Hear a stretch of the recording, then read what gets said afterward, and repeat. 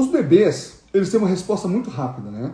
As coisas que estão acontecendo ao redor deles. Nós estamos agora com o nosso filho, 8 meses, aqui em casa. Está sendo muito divertido porque ele é uma criança muito atenta a tudo. Ele fica olhando para tudo, ele fica sempre observando muito.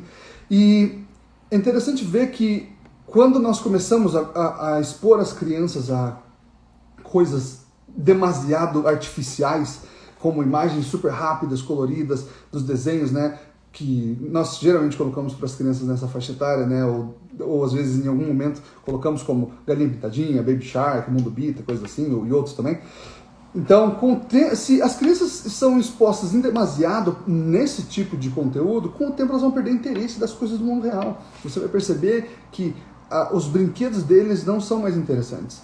Nós costumamos deixar o Pedro muito pouco, né, aqui na última live nós fizemos aqui, né, o yoga aqui no nosso tapete da sala, e ele brinca ali com os brinquedinhos dele, mas algumas vezes a TV tá ligada, pode ser nós estamos assistindo alguma coisa, ou nós colocamos algum outro desenho que a Luísa está assistindo, ou até uma musiquinha, nós gostamos mais do Mundo Bita do que outros tipos de desenho para criança, mas ele para de brincar, e ele para e fica só olhando aquilo.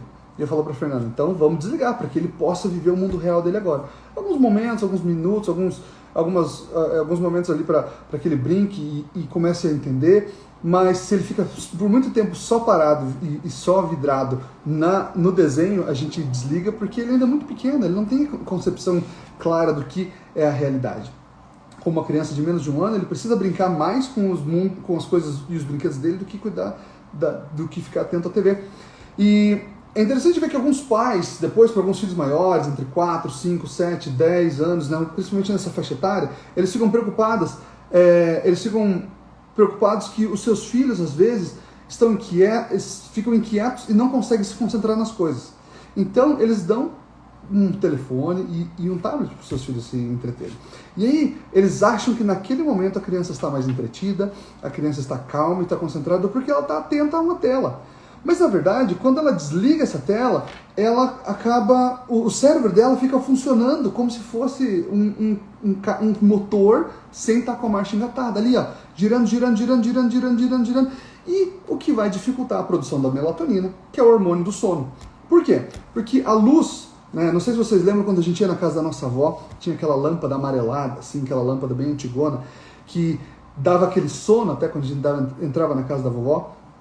E essa lâmpada amarelada, essa luz amarelada, simula as luzes das fogueiras, que era o que nós costumávamos, né, na sociedade primitiva, estar à volta quando estava na hora de dormir. Então aquela luz amarelada, ela produz a melatonina, que é o hormônio que vai te ajudar a estar pronto para dormir.